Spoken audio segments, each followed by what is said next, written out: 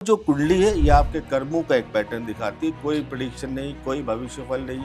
कभी भी ज्योतिष में पढ़ने वालों और सीखने वालों को आचार्य शब्द का इस्तेमाल ही नहीं करना चाहिए। ये ऋणानुबंधन थोड़ा-सा एक्सप्लेन कर तो दीजिए। अगर कोई व्यक्ति आपके जीवन में आया है तो एक ऋणानुबंधन है। अब या तो वो लेने आया है, देने आया है। Nobody can change your destiny. कोई जेम्स, कोई नग, कोई नगीना, कोई पंडित दूर बैठ के आपके नाम की पूजा करो, कुछ नहीं है, सब भ्रम है। आपके कई सारे पॉडकास्टों में विष्णु सहस्त्रनाम का आपने कई बार वर्णन भी किया है, तो ये एक बहुत पावरफुल रेमेडी है। एस्ट्रोलॉजिकल भी कैरियर काउंसलिंग होनी चाहिए। आप देखते हैं मिसमैच अपनी लाइफ में देखते हैं, लोग एमबीबीएस करके फिर आईएएस की तैयारी करते हैं। क्या रत्न पहनने से सचमुच भाग्य बदलता है? प्रायश्चित मोड में आइए। अगर बहुत ज्यादा कष्ट आ रहा है तो रोइए मत। पितृ दोष होता है या काल सर्प दोष होता है, ये क्या है? ये होते भी हैं? काल सर्प दोष नाम की कोई भी चीज नहीं होती। ये एक मिथ है, झूठी बीमारी का झूठा इलाज है। जब ईश्वर से कहते हैं ना कि हमें अपनी शरण में ले लो, तो ये नहीं कहना चाहिए। जिस दिन वो अपनी शरण में ले लेगा, आपका ऐश्वर्य, आपका मोह, सांसारिक जीवन सब कुछ ले लेगा। ये भी एक गलत कहानी है। जब वो आए स्टीव जॉब्स, तब तक वो समाधि ले चुके थे। नमस्कार, मैं प्रीति मिश्रा, होलिस्टिक हीलर। आज हमारे साथ हैं अंकित अग्निहोत्री जी, एस्ट्रोलॉजर, जिन्होंने प्रतिष्ठित संस्थान भारतीय विद्या भवन से एस्ट्रोलॉजी में गोल्ड मेडल प्राप्त किया है। अंकित जी को एस्ट्रोलॉजी को व्यवहारिक और प्रैक्टिकल तरीके से समझाने में विश्वास रखते हैं। अंकित जी की देश दुनिया की बड़ी खबरों जैसे राजनीतिक, अर्थव्यवस्था और ग्रहों के प्रभाव पर इनकी बहुत गहरी दृष्टि रहती है। यह ज्योतिष को बहुत ही सरल और प्रभावी तरीके से बताने में बिलीव रखते हैं और प्रैक्टिकल गाइडेंस देने में बिलीव रखते हैं, जिससे लोगों के आम जीवन में एस्ट्रोलॉजी काम आ सके। तो आइए हम स्वागत करते हैं अंकित जी का। अंकित जी, आपका बहुत बहुत स्वागत है हमारे औरा शक्ति चैनल पर। तो आपसे मेरा नमस्कार, मेरा भी आपको बहुत बहुत स्वागत और धन्यवाद। और सभी लोग दर्शक जानते हैं कि मैं नीम करोली बाबा का बहुत बड़ा भक्त हूँ। तो किसी भी चीज़ की शुरुआत से पहले एक बार जितने लोग भी हैं इस चैनल को देख रहे हैं, इस वीडियो को देख रहे हैं, तो नीम करोली बाबा की जय जयकार से शुरू करते हैं। तो कमेंट बॉक्स में नीम करोली बाबा की जय मत लिखिए। जी अब हम शुरू कर सकते हैं। जी जी।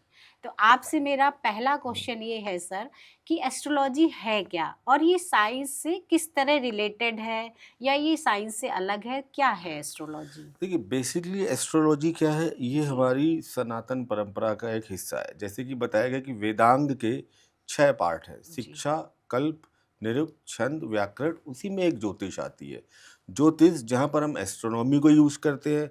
और देखिए, साइंस से भी एक स्टेप आगे बढ़ के देखिए, नासा जो हमें चीज़ें आज बता रही है, ये सारी चीज़ें हम पहले से ही जानते हैं। हम्म, अब ग्रहों की गतियों का हम पर क्या प्रभाव पड़ता है, ये एस्ट्रोनॉमी से पढ़ के, और उनका हमारे जीवन पर क्या प्रभाव पड़ता है, ये पूरी एस्ट्रोलॉजी है। सनातन के अगर नज़रिए से देखें तो ये अपरा और परा को जोड़ने की बीच की सेतु है। जैसे कि मुंडको उपनिषद में इसका हमें रेफरेंस मिलता है। जी अपरा का मतलब इस संसार में ली जाने वाली विद्याएं, और परा विद्या जो हमें ब्रह्म ज्ञान के साथ जोड़ती है। जी तो एस्ट्रोलॉजिकली बेसिकली अगर कॉन्सेप्ट देखें तो अपरा और परा के बीच का एक सेतु या ब्रिज है, जो हमारी अंतर चेतना को ईश्वर के साथ, ब्रह्म के साथ कनेक्ट करती है। प्लस एस्ट्रोलॉजी का एक सबसे बड़ा कारण है, एस्ट्रोलॉजी कोई मिरेकल साइंस नहीं, एस्ट्रोलॉजिकल चीज़ें आपके कर्म फल कथन को इंडिकेट करती है। जैसे भगवत गीता में कहा गया है, वहाँ पर आपको एस्ट्रोलॉजी का रेफरेंस मिलेगा। आपको कई जगह, जैसे कि रामायण में लिखते हैं तुलसीदास जी, और प्लानिटरी पोजीशंस की स्थिति बताते हैं क्या चल रही। तो ये साइंस से भी एक स्टेप आगे है। और देखिए, एस्ट्रोलॉजी काम कैसे करती है, सबसे पहले बेसिक कॉन्सेप्ट हमें पता हो जाए। जी देखिए, जो साइंस कहती है, जिसको हम कहते हैं एनर्जी कंजर्वेशन लॉ, यानी कि जी ऊर्जा का रूपांतरण, रूपांतर। कि हम काइनेटिक से मैग्नेटिक, मैग्नेटिक से स्टैटिक ऊर्जा की तरफ जा रहे हैं। यानी ये जो भगवत गीता में कहा गया है, नैनन छिंदंती शस्त्राणी नैनन दहति पावका, कि आत्मा अजर है, अमर है। हम हर वर्ष हर जन्म में एक नया शरीर धारण करते हैं। तो शरीर एक इंस्ट्रूमेंट है या एक माध्यम है उस आत्मा के जो कैरी फॉरवर्ड कर्म है उनको भोगने का। अब ये कर्म अच्छे और बुरे भी हो सकते हैं। तो जो कुंडली का 5th हाउस है, जिसे पूर्व पुण्य संस्कारों का हाउस कहा गया है, यहाँ से आपकी जीवन यात्रा शुरू होती है और आपको आपके प्रारब्ध का एक पैटर्न मिलता है। जैसे आप कभी ये नहीं डिसाइड कर सकते कि आपके माता पिता कौन होंगे, आपके भाई बहन कौन होंगे, जी। आपकी शारीरिक संरचना कैसी होगी। कैसी होगी? ये सब क्या है, एक सेट प्रारब्ध से मिले हैं। तो वो सेट प्रारब्ध, आपका घर आपका जो जन्म है किस घर में होगा, अमीर में, गरीब में, ये सब सेट प्रारब्ध जो आपके पूर्व पुण्यों के आधार पर निर्धारित किया गया है। तो हम ये कहते हैं कि जो कर्म फल कथन पर आधारित एक ये ज्ञान है, और जो कुंडली है ये आपके कर्मों का एक पैटर्न दिखाती है। कोई जी। प्रेडिक्शन नहीं, कोई भविष्यफल नहीं, जी। कोई मिरेकल नहीं होता। यहाँ पर हम एक पैटर्न्स को पकड़ते हैं कि आप एक पैटर्न लेके आए अपनी लाइफ में, कैसे उसे आप आगे कैरी फॉरवर्ड करेंगे। तो देखिए, साइंस से तो मैं एक स्टेप आगे मानूंगा। एक तो मैं आपको और एग्जांपल दे देता हूँ। जैसे जुपिटर के लिए कहा गया इसकी दृष्टि शुभ है, शुभ ठीक है। है, और ये पराशर 5000 साल पहले, उससे पहले भी कह के गए। नासा भी यही चीज बोलता है कि जुपिटर जो हमारे पृथ्वी पर उल्का पिंड आते हैं उनसे हमें प्रोटेक्ट करता है। तो वही सेम चीज यहाँ पर रिपीट हो रही है। मंगल के विषय में पराशर जी लिख गए थे कि लाल और गर्म ग्रह है, लेकिन आपका अगर नासा का पढ़े तो वो भी सेम कैरेक्टरिस्टिक सेम बताता है। तो कुल मिला के देखिए, जो हमारा जो ज्ञान था वो बहुत महत्वपूर्ण था। जैसे आप ग्रेविटी की बात कर लीजिए, न्यूटन ने तो बहुत बाद में बताया, बट ग्रेविटी के विषय में भास्कराचार्य ने अपनी बुक लीलावती में 13वीं शताब्दी में रेफरेंस दिया है। तो मेरा तो ये कहना है कि साइंस इसका एक पार्ट है, और जो सनातन है वो अपने आप में अद्भुत है, और उसी से निकला ये ज्ञान है, अपरा और परा का जोड़ने के बीच का ब्रिज या सेतु। जी, इसको हम ऐसे समझ सकते हैं कि साइंस में जो चीजें अब प्रिडिक्ट की जा रही हैं वो हमारे सनातन में पहले ही कहीं ना पहले से कहीं ही है। चाहे बता दी देखिए, गई हमारा हैं। जो ज्ञान था वो अपने आप में ओके। महान था। ओके। कुछ विदेशी सभ्यताएं आई जिन्होंने हमारे ज्ञान को ओ, नष्ट किया। हाँ, अब ये उसमें खासियत रही कि वो लोग हमारे ज्ञान को लूट पाट के ले गए, ले चाहे गए। अंग्रेज रहे हो, हम्म। चाहे कोई भी रहे हो। लेकिन कहीं ना कहीं सारी चीजें, जैसे क्वांटम फिजिक्स का एक जो एलिमेंट्स है, जी। ये सारी चीजें आपके एस्ट्रोलॉजी में, क्यों इतनी दूर बैठा बृहस्पति अभी जब राशि परिवर्तन करेगा 2 जून को, क्यों हमारे जीवन में परिवर्तन आएगा। तो क्वांटम फिजिक्स हमें क्या बताती है, दो पार्टिकल्स पूरे यूनिवर्स में कहीं पर भी हों, इस तरीके से अलाइन हो जाते हैं कि अगर उसको एक को आप चेंज करोगे दूसरा अपने आप चेंज हो जाएगा। तो यानी कि जब हमारा जन्म हुआ तो जो अलाइनमेंट आया जुपिटर के साथ या किसी भी प्लैनेट के साथ, तो जब जब वो मोशन चेंज करेंगे, अपना मूवमेंट चेंज करेंगे, वही सेम रिफ्लेक्शन हम पर आएगा। अच्छा। अच्छा, हम अपने बर्थ चार्ट को या जिसको नेटिव चार्ट बोलते हैं हम्म। इसको हम कैसे समझ सकते हैं या कैसे पढ़ सकते हैं अगर हमें देखना हो खुद से तो? देखिए, कुंडल एस्ट्रोलॉजी के लिए के.एन. राव सर का एक मत है, और एक उनका कहना भी है कि ये एक बहुत बड़ी विद्या है और पूरा जीवन भी इसके लिए कम पड़ जाता है। तो देखिए, बर्थ चार्ट पढ़ने के लिए आपको एस्ट्रोलॉजी सीखनी पड़ती सीखनी है, पड़ेगी। और मुझे लगता है कि एस्ट्रोलॉजी आपके पूर्व जन्मों की यात्रा होती है। यहाँ पर आप कुछ नया नहीं सीखते, यहाँ पर आप उन चीज़ों को कंटिन्यू करते हैं जो पूर्व पुण्य से आपने कैरी फॉरवर्ड किए। तो बर्थ चार्ट पढ़ना अपने आप में एक रहस्य का ज्ञान है। जितना आप अपने ज्ञान को बढ़ाएंगी, एक्सटेंड करेंगी, उतना ही आपका बर्थ चार्ट आप पढ़ने में रीड होंगी। देखिए, किसी का प्रारब्ध पढ़ना इतना आसान नहीं होता है। ज्योतिष को हमें देश काल पात्र सारे पैटर्न्स के साथ, और प्लस इसकी जो क्लासिकल नॉलेज है, जो ग्रंथों की नॉलेज है, वो में बहुत अच्छी से होनी चाहिए। और हम कहते हैं कि ज्योतिष में हम हमेशा एक विद्यार्थी ही रहते हैं। कभी भी ज्योतिष में पढ़ने वालों और सीखने वालों को आचार्य शब्द का इस्तेमाल ही नहीं करना चाहिए, क्योंकि ये के.एन. राव सर का भी कहना है कि आप कभी आचार्य बन ही नहीं सकते।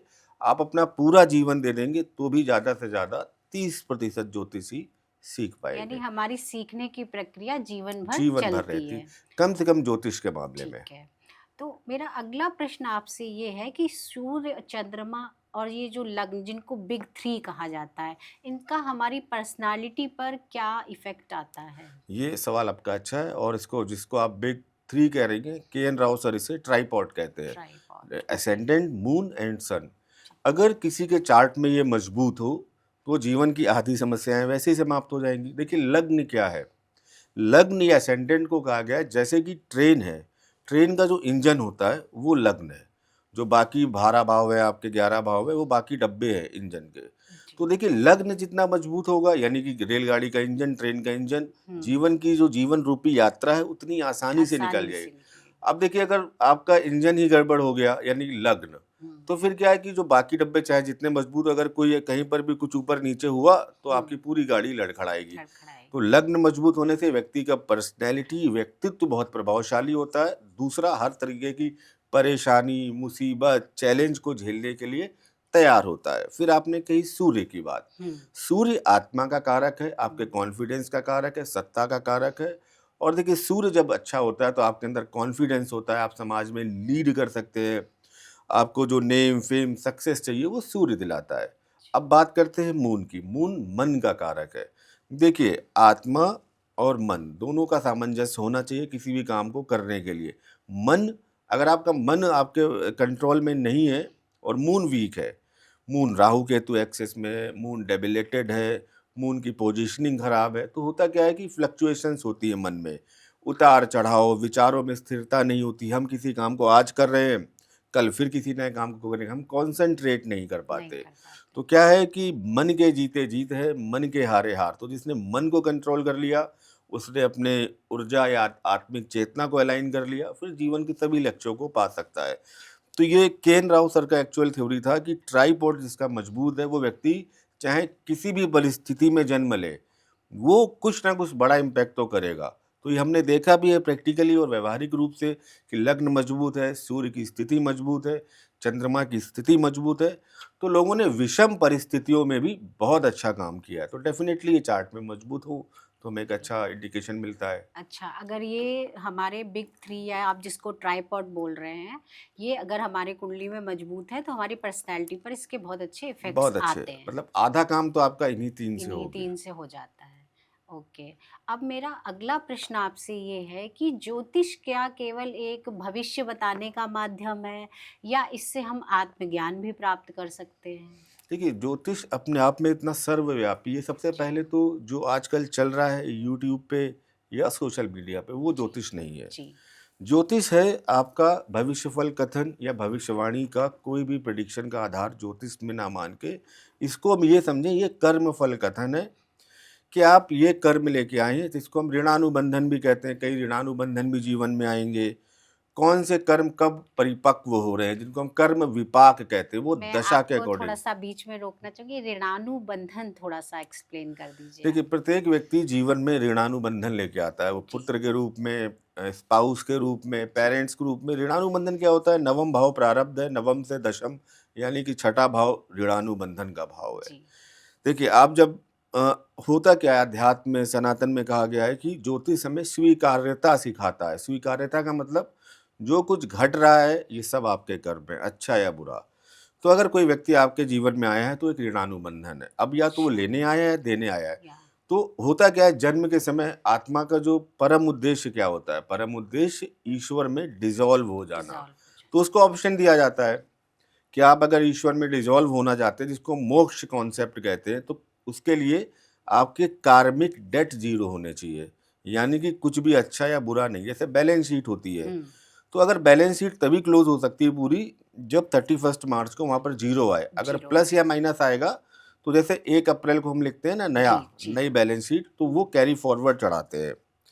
तो अब होगा क्या कि अगर आत्मा को एक मौका दिया जाता है, जो सोल को, जिसको हम कहते हुँ, हैं ग्रुप ऑफ सोल, हम अब जन्म से पहले सेलेक्ट करते हैं। हुँ, सपोज हमने पास्ट लाइफ में किसी को बहुत पीड़ा दी, अपने स्पाउस को पीड़ा दी है, तो अब हमें उसको जीरो करने के लिए क्या होगा, वो हमारी लाइफ में वापस आएगा ऋणानुबंधन के रूप में। तो जितने आपके रिश्ते हैं, नाते हैं, हुँ, लोग हैं, आपके आसपास के परिवेश के लोग हैं, ये कोई अलग नहीं है। ये वही लोग हैं जिनके साथ आपको इस जीवन में ऋणानुबंधन पूरा करना है। हुँ। और ये आपने ही सेलेक्ट किए थे, क्योंकि बिना ऋणानुबंधन, बिना दिए, बिना लिए ईश्वर का जो मोक्ष का कॉन्सेप्ट है वो नहीं हो सकता। तो अच्छा, इसलिए ज्योतिष ये भी कहता है कि जो घट रहा है उस अपने कर्म है, उनको आप स्वीकार कीजिए, अच्छा या बुरा, और आगे बढ़िए। तो ये ऋणानुबंधन होते हैं जो हम लेकर आते हैं अपने साथ। जैसे हमें किसी से अगर कहते हैं ना कि हमें इस इंसान ने बहुत दुःख दिया, तो कहीं न कहीं हमारा उससे हाँ, ऋणानुबंधन तो वो होता यही है, कहता है ज्योतिष की, इसलिए इस वो दुख का लाइफ में कारण आए भी हैं। आप है। जो भगवत गीता हुँ, कहती है कर्ता कारक कर्म सब कर्म, आप हो। ओके, तो ये आपने दुख दिया है तो स्वीकार कीजिए कि और समभाव से उसको माफ कर जी, दीजिए, अगर जी। आप चाहते हैं कि ऋणानुबंधन में ना बंधे। अच्छा, अगला क्वेश्चन मेरा आपसे ये है हम्म, कि हमारी कुंडली में जैसे आजकल सबको चाहिए हम्म, धन, हम्म। सफलता, सक्सेस, नेम, फेम, इनके लिए कौन से प्लैनेट्स ज़िम्मेदार होते हैं? देखिए आपको जैसे कि मैंने कहा कि लग्न मजबूत हो तो आप जीवन की आधी बाधाएं ऐसे ही पार कर लेते हैं। फिर चंद्र और मून और सूर्य की स्थिति अच्छी होनी चाहिए। देन फिर हम आते हैं, जैसे आपने वेल्थ की बात की, तो 11th हाउस अच्छा होना चाहिए। और आपका सेकंड हाउस जो इनकम का है वो अच्छा होना चाहिए।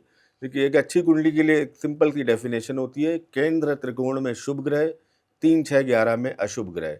तो एक अच्छा कॉम्बिनेशन है। तो देखिए, प्रत्येक व्यक्ति कुछ ना कुछ लेके आया। लाइफ जो काम करती है, ये भी के एन राव सर का है, और जिस क्रेडिट उन्हीं को देना चाहूँगा, वो एस्ट्रोलॉजी में 3P कॉन्सेप्ट बताते हैं।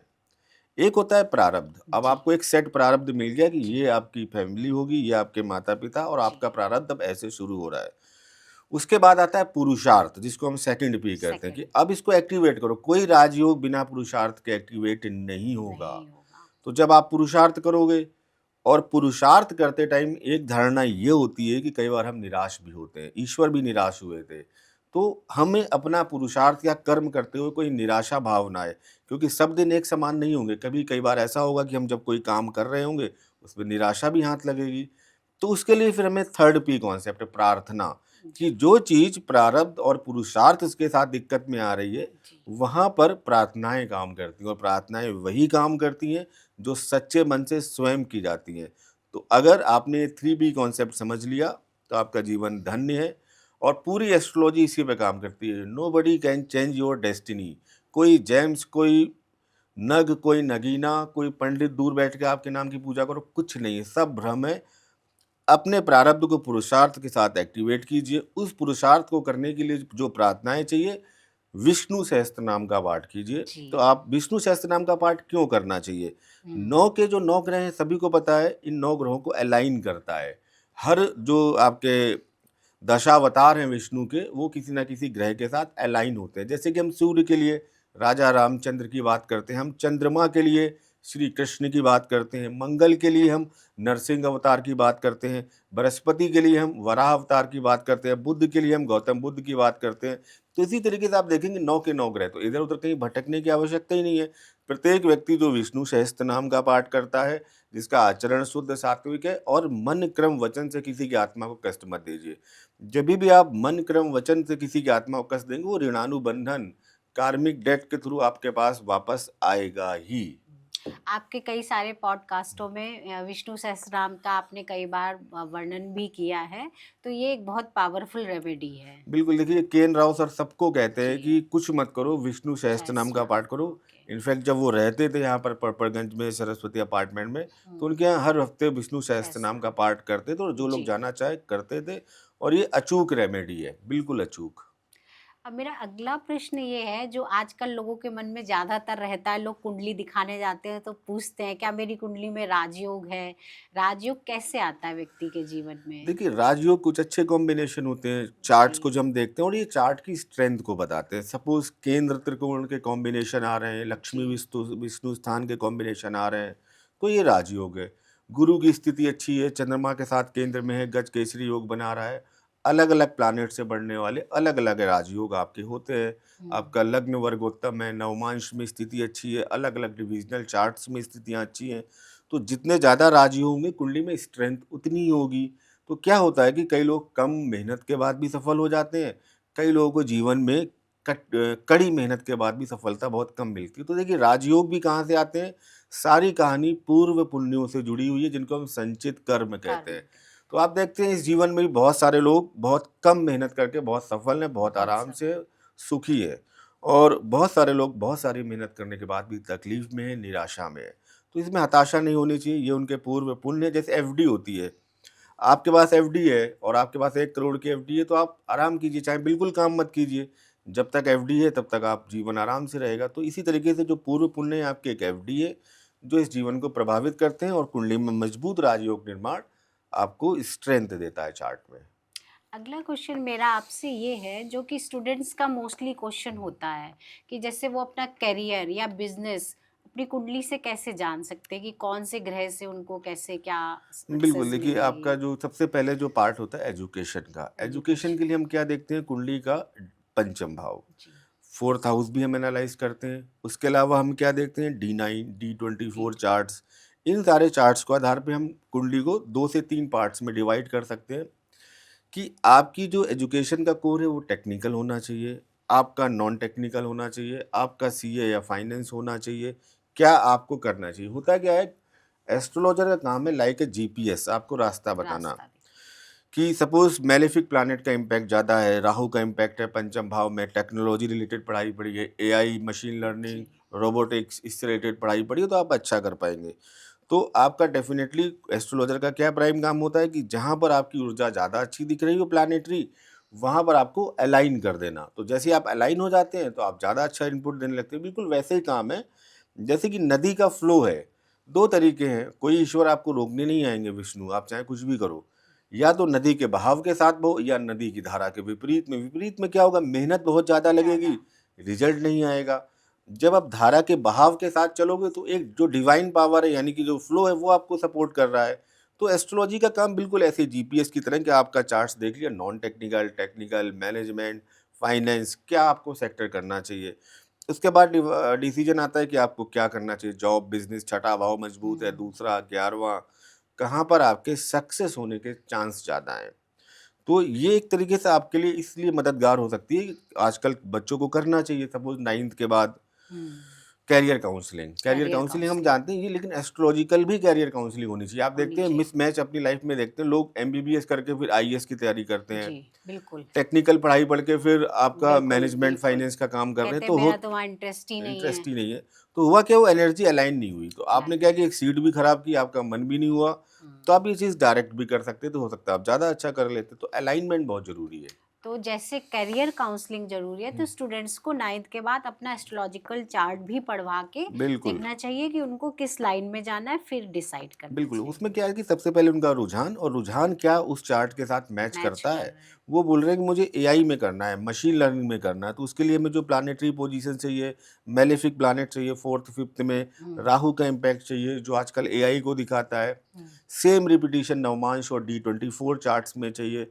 प्लस उस टाइम दशाएँ कौन-सी आ रही हैं। हुँ। राव सर कहते हैं अगर पढ़ाई के दौरान दूसरे भाव, तीसरे भाव की दशा आए, तो व्यक्ति बढ़िया पढ़ लेता है।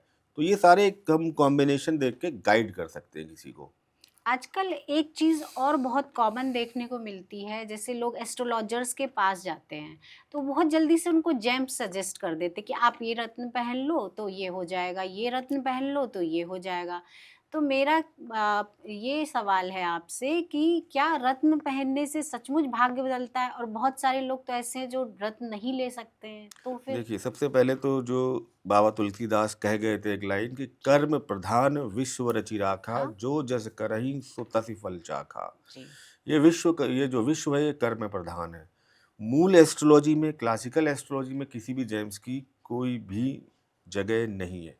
आप सोचिए आपके कर्म के बंधन, आपसे देखिए मैं कहता हूँ एस्ट्रोलॉजी की एक लाइन, टैग लाइन है, आपसे मिलने चाहे कोई आए और चाहे ना आए, आपके कर्म आपसे मिलने ज़रूर आएँगे, सही समय पर, सही जगह पर, आप उनको नहीं रोक सकती।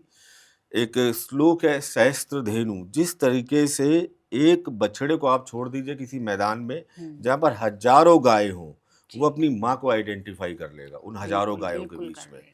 उसी तरीके से जो आपके कर्म हैं, जो जन्म-जन्मांतर से चले आ रहे हैं, मैंने कहा ना हुँ, कि आप सोल ट्रांसफ़र हुई है आपकी। हुँ, जैसे सिद्ध पुरुष है, मैं हमेशा उदाहरण देता हूँ, मुझे एक बार मिले तो उन्होंने ये नहीं पूछा क्या नाम है, उन्होंने पूछा इस बार इस शरीर का क्या नाम है। उनको पता है कि आत्मा सेम है, केवल शरीर के नाम बदल रहे हैं, शरीर एक साधन है उन कर्मों को भोगने का। तो देखिए कोई भी जेम्स आपकी डेस्टिनी नहीं बदल सकता। इस प्रिंसिपल को जब आप मान लोगे, आपका जीवन सुधर जाएगा। साक्षात नारायण के पास शरण में जाइए, विष्णु सहस्त्र नाम का पाठ कीजिए, अपने कर्म कीजिए, और जीवन में कम से कम एक बार या कभी न कभी ऐसा कोई काम करना चाहिए जिससे किसी रोते व्यक्ति की आंखों के आंसू गायब हो जाए, चेहरे पर मुस्कान आए। मुस्कान। उससे जो दुआ निकलेगी, आप मंदिर में दूध चढ़ाने की जगह अगर आप उस गरीब बच्चे को या किसी पशु को दूध पिलाते, तो उसकी आत्मा से जो दुआ निकलेगी आपके लिए, वो जी, हज़ारों जैम से बेहतर है। तो करना क्या चाहिए? पुण्य कर्म करने चाहिए और अपने कर्मों को सही रखना चाहिए, और इन सबको अपने साथ अलाइन करने के लिए नारायण की कृपा, माधव की कृपा, कृष्ण की कृपा। अच्छा, तो जेम्स पहनना कोई इतना आवश्यक नहीं है। बिल्कुल भी आवश्यक नहीं, जेम्स आपकी डेस्टिनी नहीं बदल सकते, जेम्स आपको बेवकूफ़ बनाने का पाखंड है, ढोंग है, बिल्कुल मत पहनिए, अच्छे काम कीजिए, सेवा का, समर्पण का भाव रखिए, आपका जीवन अपने आप सही होगा। जेम्स से अगर डेस्टिनी बदलती, तो मुझे लगता है कि हर व्यक्ति अपनी डेस्टिनी को अलाइन कर सकता था। कर्म फल आपके फॉलो करते हैं और आपके जीवन को प्रभावित करते हैं, दशाओं के अकॉर्डिंग हुँ, वो एक्टिवेट होते हैं, और उनका एक्टिवेशन तभी टल सकता है जब आप पर नारायण की कृपा हो। अगला मेरा प्रश्न ये है आपसे कि जैसे किसी की कुंडली में कई सारे ग्रह निगेटिव हो, तो उसके लिए आप कोई सिंपल सी रेमेडी बताइए जो इंसान आम आदमी भी अपने जीवन में कर सके। देखिए, सभी की कुंडली में सब ग्रह नेगेटिव नहीं होते और सब मतलब ग्रह पॉजिटिव नहीं होते। पॉजिटिव। ईश्वर ने बैलेंस करके प्रत्येक व्यक्ति को भेजा होता है, ये ईश्वर का रूल है। नेगेटिविटी आने का कारण कई बार ये होता है कि हमारे जो पूर्व पुण्य हमारे इस जीवन को बाधित कर रहे हैं। हमें कुछ नहीं करना चाहिए। सबसे देखिए सिंपल रेमेडी है जो इस टाइम विष्णु सहस्त्र नाम का पाठ करें। और एक जो रेमेडी मैं कहता हूँ, जिस ग्रह की महादशा चल रही हो उसके एक माला बीज मंत्र का जाप, और जिस ग्रह की अंतरदशा चल रही हो उसकी एक माला का बीज मंत्र का जाप, विष्णु सहस्त्र नाम का पाठ, और इसके साथ परोपकार के काम, गौ सेवा, गायों की सेवा करना, गौशाला जाना। गौशाला में केवल भावना इसके साथ नहीं जाना कि बस मुझे 10 मिनट में चारा खिला के आ जाना है, सेवा भाव के साथ जाना है। जैसे गौ सेवक बिल्कुल। वहाँ करते हैं, तो आप जाइए किसी दिन गौशाला में सेवा कीजिए। आप देखिए आप पर ब्लेसिंग्स आएंगी, डिवाइन पावर आएंगी।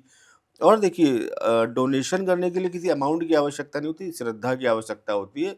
आपके पास कुछ नहीं है तो एक आप बिस्किट का पैकेट लेके अगर खिला देते हैं किसी गरीब को, तो वो भी आप पर ब्लेसिंग्स आ रही है। तो मेरा तो ये कहना है कि कोई ग्रह नेगेटिव हो या पॉजिटिव हो, उसका इम्पैक्ट हमारे ऊपर तभी आएगा जब हमारे पूर्व पुण्य बाधित होंगे और इस जन्म के पुण्य हम नहीं अर्जित करें। तो बिल्कुल। अच्छे काम करते रहिए, ईश्वर की आराधना कीजिए। और जी। देखिए, प्रायश्चित मोड में आइए। अगर बहुत ज़्यादा कष्ट आ रहा है तो रोइए मत। ये बिल्कुल जी, वैसे ही है, ये आपके पनिशमेंट हैं जो आप पर आए हैं। आप इनसे नहीं भाग सकते। देखो इनको सीधी, हमें काटना सबसे ही पहले है। एक्सेप्ट करना है। और एक्सेप्ट में क्या होता है, स्वीकार्यता होती है कि हम इसको स्वीकार करते हैं कि हमसे कभी ना कोई गलती हुई है इसलिए कष्ट आ रहा है। और प्रभु से ही प्रार्थना करनी है कि अब आपकी शरण में हूँ, आपके ही हाथों में मैंने अपने जीवन का भार रख दिया है। जिस दिशा में ले चलना है ले चलो, प्रभु और ईश्वर से बड़ा कोई नहीं है। आप देखेंगे आपके कष्ट कटेंगे। ईश्वर पर आप विश्वास तो कीजिए। जी। मेरा अगला प्रश्न आपसे ये है कि जैसे लोगों पे शनि की साढ़े साती या ढैया लगती है, तो उसका क्या सच में लोगों पे बहुत ज़्यादा प्रभाव पड़ता है? क्योंकि हमने सुना है शनि न्याय के देवता न्याय हैं। के देवता है। देखिए, शनि की साढ़े साती को लेके डराया जाता है।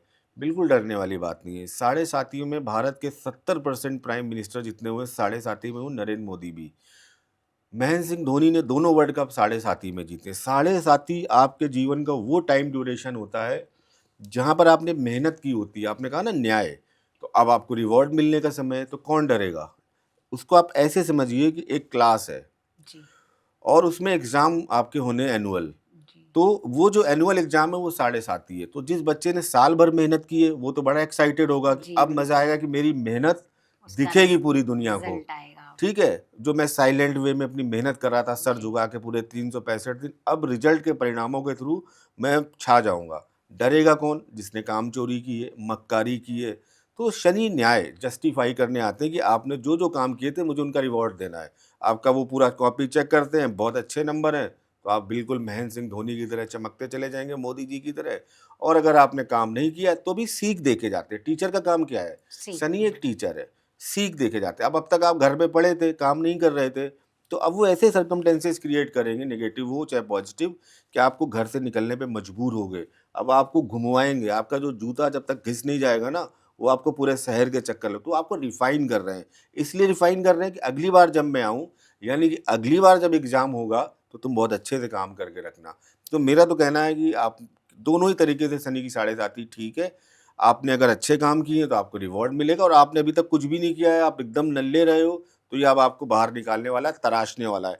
और जो तराशने का काम होता है उसमें कष्ट तो होता ही है। हीरे को जब तराशा जाता है कष्ट होता है। तो जब भी नेचर आपको कष्ट दे रही हो तो आप बिल्कुल ये मान लीजिए कि आपको तराशा जा रहा है, आपको आने वाले समय के लिए तैयार किया जा रहा है, और ईश्वर कोई बड़ी जिम्मेदारी या कोई बड़ी अपॉर्चुनिटीज आपको देने वाले हैं। तो देखिए, कमांडो ट्रेनिंग मान लीजिए, शनि की साढ़े साती हर व्यक्ति के लिए बेहतर है। अच्छे काम करिए और कोई ग्रह आपका रिजल्ट खराब नहीं करता। सिंपल फॉर्मूला समझ लीजिए, कर्म जैसे जिसके कर्म है वैसे उसको परिणाम इस जीवन में मिले और मिलते रहेंगे। यानी आपकी ये बात बहुत अच्छी लगी, यानी अब हमें शनि से डरने की ज़रूरत किसी नहीं से भी है, डरने की जरूरत वो नहीं है। हमारे कर्मों के अनुसार हमें रिजल्ट्स देते अगर हैं। आपने अच्छे काम किए तो वही बात है, क्यों डरना है? हमें तो वेट करना चाहिए कि जी, मेरा हार्ड वर्क जो अभी तक नहीं दिख पा रहा था इस दुनिया में, अब समय आ गया कि पूरी दुनिया मुझे बिल्कुल पहचानेगी। दिखेगा। अंकित जी, आपसे अगला मेरा ये क्वेश्चन है कि जैसे पितृ दोष होता है या काल सर्प दोष होता है, ये क्या है? ये होते भी हैं या नहीं होते हैं? देखिए, आपने काल सर्प दोष का नाम लिया, तो इसके जी। लिए तो मैं सबसे पहले के.एन. राव सर को धन्यवाद देना चाहूँगा। 2005-6 में आज तक पर एक सीरीज़ आती आई आई थी और 5-6 एपिसोड की है। उन्होंने पूरा तरीके से नकार दिया है। तो भारतीय विद्या भवन से पढ़े लोग और के.एन. राव सर को मानने वाले लोग काल सर्प दोष नाम की कोई भी चीज़ नहीं होती। ये एक मिथ है, झूठी बीमारी का झूठा इलाज है, जिसके नाम पर लाखों लोग। करोड़ों रुपए ठगे जाते हैं लोगों से। तो बिल्कुल इससे डरने की ज़रूरत नहीं है और जो लोग भी आज सुन रहे हैं, काल सर्पदोष के नाम से आपसे जितने पैसे ठगे गए हैं, बेवकूफ़ बनाया गया है। ऐसी कोई एस्ट्रोलॉजी में किसी क्लासिकल बुक में इसका रेफ़रेंस नहीं है, लाइक वृहत्पराशर, होराशास्त्र, चिंतामणि, उत्तर कालामृत, आपका फल दीपिका, ऐसे जितनी भी जो एस्ट्रोलॉजी कहाँ से आई, क्लासिकल बुक्स लोग के थ्रू आई है, वहाँ पर इसका रेफ़रेंस ही नहीं। जब रेफ़रेंस नहीं तो ये आपका देखिए हर धर्म में, हर चीज़ में मिलावट आती है और उसके अनुसार लोग अपनी चीज़ों को फ़ायदे के लिए कर लेते हैं। तो ये एक मिलावट है जो 100 साल पहले करीब आई है ज्योतिष में, जिसने ज्योतिष को खराब किया है। रही पितृदोष की बात, तो यहाँ पर मेरा बहुत प्रैक्टिकल अप्रोच है और मैं भगवद गीता को मानता हूँ। लॉजिकल अप्रोच अगर मैं रख रहा हूँ तो जो सुन रहे हैं उनको भी लॉजिकल लगेगा। जब हम कह रहे हैं कि जो हमारे बंधन इस शरीर के बंधन है जी। और आत्मा आपका ट्रांसफ़र हो रही है और उसका बंधन समाप्त हो जाता है। जी। तो मुझे नहीं लगता कि जब आपके माता-पिता ज़िंदा रहे तो वो हमेशा आपका भला ही चाहेंगे, तो मरने के बाद आपका बुरा क्यों चाहेंगे या आपके बच्चों का बुरा क्यों जी, चाहेंगे? आप बिल्कुल। प्रैक्टिकली सोचिए, बिल्कुल। आज मैं हूँ, तो मेरी माताजी हैं, तो मेरे बच्चों का या उनके बच्चे जो जिनको पितृ कह रही हैं आप, उनका जी, बुरा क्यों चाहेंगी वो? क्यों और जाएँगे? देखिए, जितनी ये गिव एंड टेक वाली सिचुएशंस है, लेना और देना, ये हुँ। केवल इस मृत्यु लोक में है। एक बार जब व्यक्ति इस शरीर के बंधन से मुक्त हो जाता है, तो गिव एंड टेक वाली जो कंडीशन है कि आप मेरा ये करोगे, तो मैं आपसे खुश होके करूँगा, ऐसा कुछ नहीं है। तो ये सब भ्रामक जानकारी है। देखिए, श्राद्ध करने की आवश्यकता नहीं है, जब तक आपके माता-पिता जीवित हैं, उनकी मन से सेवा कीजिए आप। जी। और ये देखिए, ऋग्वैदिक काल हमारा बहुत अच्छा था, उसके बाद बहुत सारी मिलावटें हो गई, इसीलिए हमारी देखिए पुनर्जागरण हुआ, धार्मिक क्रांतियाँ हुई, जैसे कि बौद्ध धर्म का आना, बहुत सारी चीज़ों को आना। तो मैं ये मानता हूँ, कोई भी पितृ किसी का कोई नुकसान नहीं करते। आपके माता-पिता अगर आप अभी कर सकते हो उनसे अच्छी से केयर, तो अच्छे से केयर कीजिए। बाद में आपका शरीर का साथ है, उनका आत्मा अजर है, अमर है, वो किसी मोह के बंधन में नहीं है। जी, बिल्कुल, आपने बहुत सही जानकारी दी। अगला क्वेश्चन मेरा आपसे है कि कुंडली में कौन से ग्रह में सफलता, धन और प्रसिद्धि के लिए सबसे अधिक ज़िम्मेदार माने जाते हैं?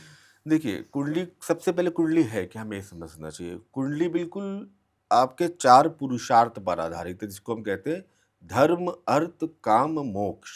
तो अब ये 12 भाव में है, तो ये ट्राइन इसी के अकॉर्डिंग डिवाइड है। जैसे कुंडली का पहला, 5वां, 9वां भाव, ये क्या है? धर्म त्रिकोण, ठीक है? 2, 6, 10 आपके क्या है? अर्थ त्रिकोण। 3, 7, 11 क्या है? काम त्रिकोण। 4, 8, 12 इस मोक्ष त्रिकोण। मोक्ष त्रिकोण। तो अब क्या है कि कुंडली इसी पुरुषार्थ पर आधारित, धर्म के साथ आपका जन्म हुआ, अर्थ की प्राप्ति के लिए आप निकले, काम यानी कि जीवन में रहकर आपको जो अपना सांसारिक जीवन है वो काम, और अंत में लक्ष्य मोक्ष की तरफ होना चाहिए। तो देखिए, अब देश काल पात्र के हिसाब से परिभाषाएं बदल गई हैं। पहले बोला गया था 159 धर्म त्रिकोण मजबूत होना चाहिए, तो इसीलिए 3, 6, 11 को पाप भाव बोल दिया गया। लेकिन आज कलयुग के प्रभाव में देखें तो जिसका उपचय भाव मजबूत स्थिति में हो, केंद्र त्रिकोण में शुभ ग्रह हो, तो ये स्ट्रेंथ देते हैं। शनि अच्छा हो, बलवान हो, लड़ने की फाइटिंग देगा। छठा भाव बहुत अच्छा हो, जैसे पॉलिटिशियंस है, उनका छठा भाव अच्छा होना चाहिए। जी। छठा भाव क्या होता है? House of recovery. जी। गिरना और उठना जीवन का एक अंग है। गिरने के बाद आप फिर कैसे उठोगे, ये जीवन है। आप अमिताभ बच्चन का देखिए, अष्टक वर्ग में सबसे ज़्यादा नंबर 42 नंबर है छठे भाव में। तो उस व्यक्ति को देखिए, गिरा, कई बार गिरा, हर बार उठ खड़ा हुआ। जी। एबीसीएल, जो उनकी कंपनी बैंक करप्ट हुई थी, आप देखिए उनके अंदर कितनी स्ट्रेंथ है। कुली पिक्चर के दौरान उनको एकदम लाइफ थ्रेटनिंग हो गई थी बिल्कुल। कंडीशन, वो निकल कर आए, बैंक करप्ट हो गए, दोबारा खड़े हो गए। तो छठा भाव बहुत मजबूत है। तीसरा भाव बहुत मजबूत होना चाहिए कि आप किसी चीज़ के लिए आपके अंदर साहस पराक्रम होना चाहिए। 11वां भाव बहुत बली होना चाहिए। 11वां भाव इस जीवन की इच्छाओं को दिखाता है, प्रॉफिट गेन को दिखाता है। तो ये आपके जैसे इस टाइम में कहूँ, शनि अच्छा होना चाहिए, जो आपको लड़ने की क्षमता देगा। मंगल अच्छा होना चाहिए। समाज में आपको अगर रैंक अथॉरिटी चाहिए तो सूर्य। देखिए, सभी के ग्रह सभी के लिए अलग होते हैं। मेरा शनि मेरा है, आपका शनि आपका है। वो कुंडली में पोजीशनिंग, षडबल, नवांश में क्या पोजीशन है, कौन से अंश में गए हैं, जेमिनी एस्ट्रोलॉजी से क्या लिंक लेके आए हैं। तो कुल मिला के यहाँ पर ये सारे कॉम्बिनेशंस बनते हैं। तो किसी कुंडली में राहु बहुत अच्छा होता है, जैसे सचिन तेंदुलकर है, राहु की महादशा में उन्होंने सचिन तेंदुलकर से वो गॉड बन गए क्रिकेट के। 1998 से शुरू हुई थी, उसके बाद आप देखिए सचिन तेंदुलकर को क्रिकेट का भगवान कहा जाता है। तो हर ग्रह देखिए अच्छा है, हर ग्रह खराब है, और सबके प्लस या माइनस होंगे। सारा खेल शतरंज की बिसात की तरह आपकी कुंडली में बिछ के आता है। आपका जन्म लेना कोई रैंडम घटना नहीं है, उस प्लानेटरी पोजीशंस को सेट किया गया है कि आप जो पूर्व पुण्य लेकर आ रहे हैं, उस पूर्व पुण्य के आधार पर आपका जन्म हो। तो जो जन्म होना किसी नक्षत्र में, नक्षत्र के किसी चरण में, कौन सा आपका लग्न की डिग्री है, ये सब पूर्व नियोजित माधव और कृष्ण की योजना है, प्रारब्ध को भोगने का एक इंस्ट्रूमेंट है। अच्छा, अब ये बताइए, जैसे किसी की कुंडली में ये क्या पहले से ही निश्चित होता है? जैसे बहुत सारे लोग थोड़ा बड़ा होने के बाद साधु बन जाते हैं या महात्मा बन जाते हैं, तो ऐसे कुछ योग उनकी कुंडली में पहले से ही होते हैं? बिल्कुल होते हैं। देखिए, जीवन दो तरीके से आपका जिया जाता है, एक सांसारिक, एक आध्यात्मिक।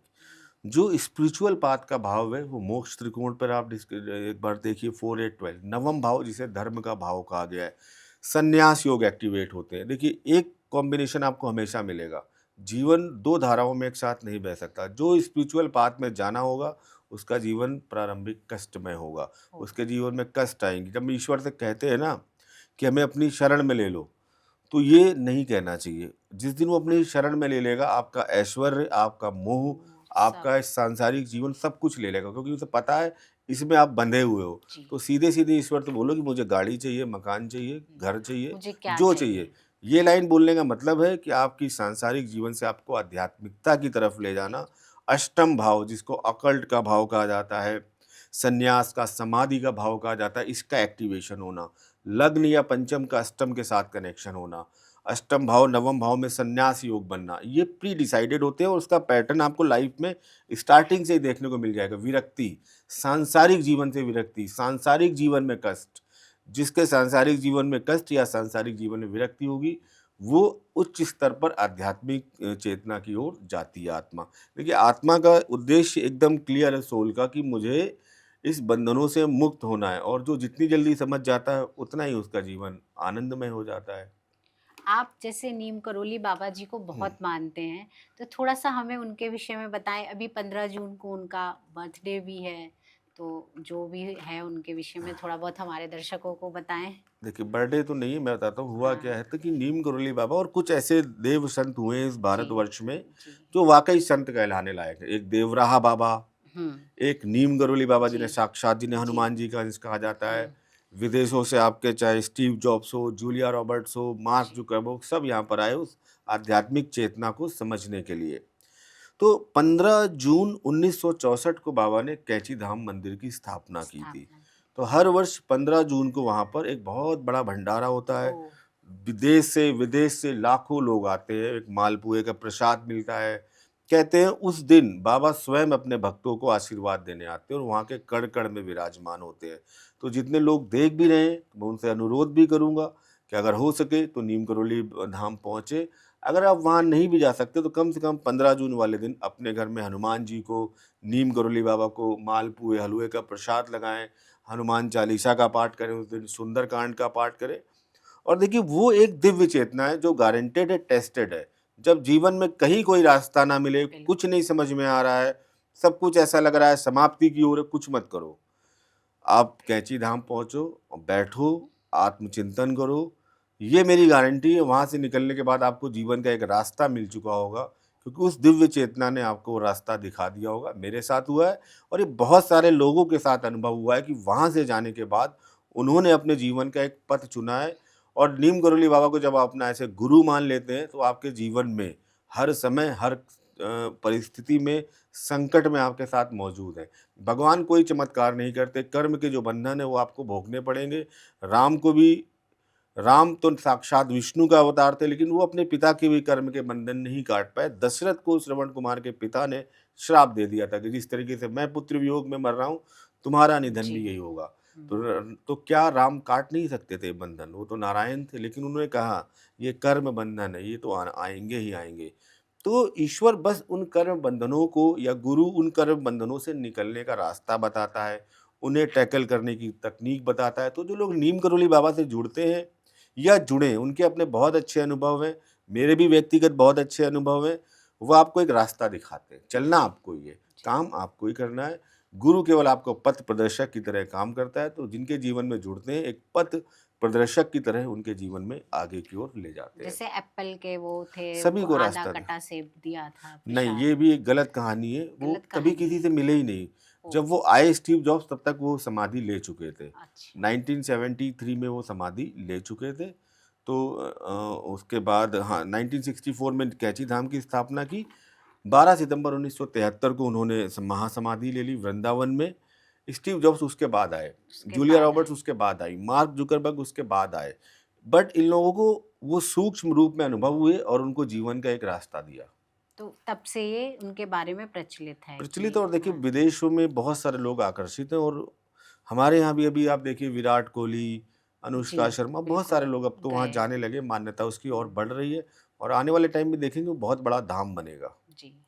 जैसे अब बर्थ चार्ट का अगर हम बात करते हैं तो एक एग्जाम्पल हम राम भगवान का भी ले सकते हैं। जैसे उनका राज्याभिषेक होने जा रहा था और अगले ही पर उनको वो वनवास के लिए बोल दिया गया, तो ये कहीं ना कहीं उनका भी प्रारब्ध देखिए या। सबसे पहली चीज़ हमें ये समझनी चाहिए, और इसमें कहा भी गया है जी। कि रामचरितमानस में एक चौपाई है हम्म, कि सुनहु भरत भावी प्रबल, बिलख कहूँ मुनिनाथ, हानि लाभ जीवन मरण, यस अपयस सब विधि हाथ। तो सबसे पहले तो वो ईश्वर थे, जी। ठीक है, एक सेट टारगेट को अचीव करने आए थे, उसीलिए उनका जन्म हुआ था। तो जो ये चीज़ें उन्होंने चुनी थी, उन्होंने स्वयं अपने प्रारब्ध को चुना था। अपना प्रारब्ध केवल ईश्वर ही चुन सकता है। मैंने कहा ना, आपके हमारे हाथ में नहीं है, नहीं। वो ईश्वर के हाथ में। तो उन्हें रावण का वध करना था, तो उन्होंने अपने लिए एक सेट प्रारब्ध चुना कि इस प्रारब्ध में मुझे जाना है, ये काम करने हैं।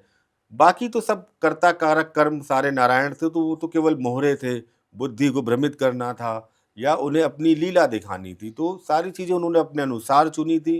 राज्याभिषेक या सारी चीज़ें जो होनी थी, अगर वो राज्याभिषेक कर लेते उस दिन या उनका हो जाता, तो शायद रावण का वध नहीं हो पाता। नहीं बट हो। उनका जो मेन मकसद क्या था, वो रावण का वध करने आए। तो वो कोई जो तीनों लोक का स्वामी हो, वो इस पृथ्वी के लोक पर राज करने तो नहीं आएगा। कॉमन सेंस की बात है। वो आए थे अधर्म का नाश करने। और कहा गया जब जब धर्म की हानि होगी, ईश्वर किसी न किसी रूप में आएंगे, कभी कृष्ण बन के, कभी राम बन के। तो उनका देखिए सेट प्रारब्ध होता है, वो खुद चुनते हैं। और ये ऑप्शन केवल हो सकता है बहुत बड़े सिद्ध या संतों के पास हो, लेकिन ईश्वर के पास तो डेफिनेटली होता है कि वो एक सेट टारगेट के तहत आते हैं, अपना काम करते हैं, चले जाते हैं। जी।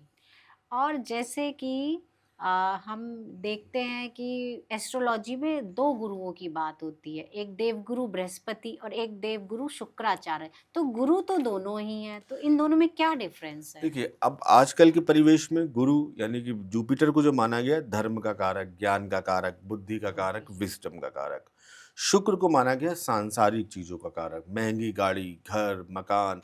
देखिए दोनों का हम्म। जो पाथ है, रास्ता है, अलग है। एक आपको लेके जा रहा है सांसारिक जीवन की उत्कृष्ट चरम सीमा पर, एक बृहस्पति आपको ले जा रहा है धार्मिक या आध्यात्मिक चेतना की तरफ। दोनों ही गुरु हैं। आप बस ये आपको डायरेक्शन चुनना है कि आपको जाना किस तरफ है, एक आध्यात्मिक चेतना के लिए, एक सांसारिक जीवन को जीने के लिए। दोनों वैसे ही आपको मार्ग प्रशस्त करेंगे। गुरु जहां आपको विनयशील, क्षमाशील बनाएंगे, त्यागी बनाएंगे, चीज़ों को छोड़ना सिखाएंगे, माफ़ करना सिखाएंगे। शुक्र आपका आकर्षण बढ़ाएंगे सांसारिक चीज़ों की तरफ, उसके प्रति और मेहनत करने के लिए आपको प्रेरित करेंगे। तो दोनों की अप्रोच अलग है। जी। और इसी के साथ मेरा एक प्रश्न और है। जैसे कि कहा जाता है कि कलयुग में वैसे तो राहु को ज़्यादा अच्छा ग्रह नहीं माना गया, बट ग्रह मेरे हिसाब से कोई भी खराब या अच्छे नहीं होते बिल्कुल हैं, ठीक बात है। है ना? तो राहु को कलयुग में सबसे अच्छा ग्रह माना जाता है। तो क्या राहु फॉरेन जाने के लिए या माइंड जिनका ज़्यादा शार्प होता है उसके लिए राहु जिम्मेदार होता है? देखिए राहु को कुछ चीज़ों का कारक माना गया है। जी। राहु को पहले वाले ज़माने में तो खराबी माना गया, जी। आभास, हाँ जी। भ्रम, माया, इल्यूजन। छलावी, इल्यूजन, जी। ठीक है। तो अब देश काल पात्र के हिसाब से जितनी एडवांस टेक्नोलॉजी है, आप हम जी। बैठ के पॉडकास्ट कर रहे हैं, लेकिन हम जी। ना चाहते हुए भी कितने लोग हमें बाद में देखेंगे। तो ये क्या है? राहु है, किसी चीज़ के विस्तार को दिखाता है, विदेश जी। का कारक है। जी। पहले के ज़माने में विदेश जाना अच्छा नहीं मानते थे, नहीं मानते देश निकाला हो जाता था, समाज से निकाल देते लोग, लेकिन आज की डेट में विदेश जाना बहुत अच्छा मानते हैं। ठीक है, तो विदेश को ले जा सकता है आपको, आपकी बुद्धि टेक्नोलॉजी में ज़्यादा अच्छी कर सकता है, तकनीक में ज़्यादा अच्छी कर सकता है, इलेक्ट्रॉनिक्स में बहुत अच्छी कर सकता है, एआई में बहुत अच्छी कर सकता है।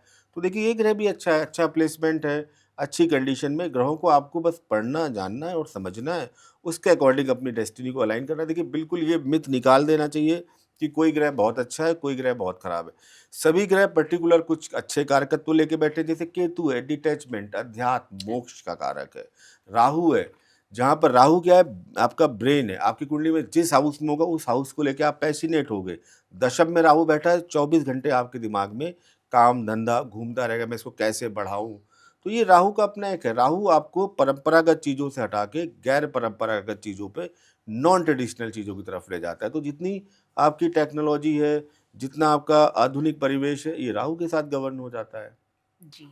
मेरा अगला प्रश्न आपसे ये है, प्रश्न क्या, मेरा अनुरोध है, आपने अपने बहुत सारे पॉडकास्टों में ये बताया है, सिंपल सी रेमेडी बताइए अपने सारे 9 के 9 ग्रह ठीक करने के लिए, जैसे पिता का सम्मान करें, तो ये एक हाँ, बार आप और डिस्क्राइब देखिए कर आपको दें। कहीं भी कुछ भी जी, जाने की ज़रूरत नहीं। 9 के 9 जो ग्रह हैं आपके घर में है। जी, जिस व्यक्ति के अंदर राम की तरह अपने पिता का कमिटमेंट मानने की आदत हो, उस व्यक्ति का सूर्य हमेशा अच्छा रहेगा, उच्च बिल्कुल, का रहेगा। जिस व्यक्ति के अंदर माता के प्रति आदर भाव हो, माता के प्रति सम्मान हो, उसका चंद्रमा अच्छा होगा। जिस व्यक्ति के अंदर राम की तरह अपने छोटे भाई-बहनों से स्नेह और प्रेम करने का और त्याग करने की भावना हो, उसके अंदर मंगल अच्छा होगा। बुध के लिए जो अपनी बहन से, अपनी बेटी से, यानी बहन जब आपकी कलाई में राखी बाँधे, तो वो उसके अंदर निश्चिंतता होनी चाहिए कि उसका जीवन सुरक्षित है अपने भाई तो के हाथों में। तो ये आपका ये अच्छा करेगा बुध। गुरुओं का सम्मान कीजिए, साधु संतों का सम्मान कीजिए, टीचर्स का सम्मान कीजिए, आपका जुपिटर अच्छा होगा। शुक्र, अपने घर में स्त्रियों का सम्मान कीजिए, धर्मपत्नी का सम्मान कीजिए, आपका शुक्र अच्छा होगा। शनि, जिस दिन आपके अंदर राम की तरह सबरी के साथ जूठे बेर खाने की आपके अंदर कैपेसिटी आ जाएगी, यानी कि आपके घर में जो डोमेस्टिक हेल्प लोग करते हैं, उनके साथ जब आपको कोई अंतर नहीं लगेगा, आपको उनके साथ बैठ के खाना खाने में शर्म नहीं आएगी, उसी कप में आप चाय पी सकते हैं जिस कप में वो पीते हैं, उस दिन आपका शनि अच्छा होगा, यानी कुल मिला के आपके अधीनस्थ के साथ आपका व्यवहार अच्छा हो। जी, राहु, आपके अंदर कोई विसंगति नहीं है, कोई छल-कपट नहीं है, तो आपका राहु अच्छा है। केतु के लिए आध्यात्मिक ऊर्जा को बढ़ाइए, केतु अच्छा हो जाएगा। तो सब कुछ देखिए आपके घर में है, घर 9 में के ही 9 ग्रह। आप अपने घर में जो सामाजिक ताना-बाना है उसको मजबूत रखिए, आपके 9 के 9 ग्रह। और पुराने ज़माने में इन चीज़ों को रखा जाता था तो हम देखते थे लोग बहुत ज़्यादा परेशान होते नहीं थे। अंकित जी, आपसे हमें बहुत ही अच्छी जानकारी मिली और जीवन को देखने का एक नया नज़रिया मिला। आपका बहुत-बहुत धन्यवाद। मेरा भी आपको बहुत-बहुत धन्यवाद और आपके सभी दर्शकों को धन्यवाद मेरा। और अंत में मैं कहूँगा जो लोग भी ये पॉडकास्ट देख रहे हैं उन सब के लिए मैं प्रार्थना करता हूँ कि ईश्वर नीम करोली बाबा उनका जीवन स्वस्थ करे, बेहतर करे, वो यशस्वी हों, दीर्घायु हों। और इस पॉडकास्ट को देखने के बाद से नीम करोली बाबा की अपार कृपा उन पर बरसे। कमेंट बॉक्स में बस एक बार ज़रूर जाके लिखिएगा, नीम करोली बाबा की जय। इसी के साथ आप सभी का बहुत-बहुत धन्यवाद। अंकित जी की पहले पिछले कई वर्षों में की गई कई भविष्यवाणियाँ बहुत ही सटीक और सही निकली हैं। आप उन भविष्यवाणियों को इनके एस्ट्रोमेनिया चैनल पर जाकर देख सकते हैं, और आप इस तरह के और भी वीडियोज़ या पॉडकास्ट देखना चाहते हैं तो नीचे कमेंट बॉक्स में मुझे लिखकर बताएँ कि अगली बार हम किसको लेकर आएँ। इसी के साथ मेरे औरा शक्ति चैनल को लाइक, सब्सक्राइब और शेयर ज़रूर करें। आप सभी का बहुत-बहुत धन्यवाद।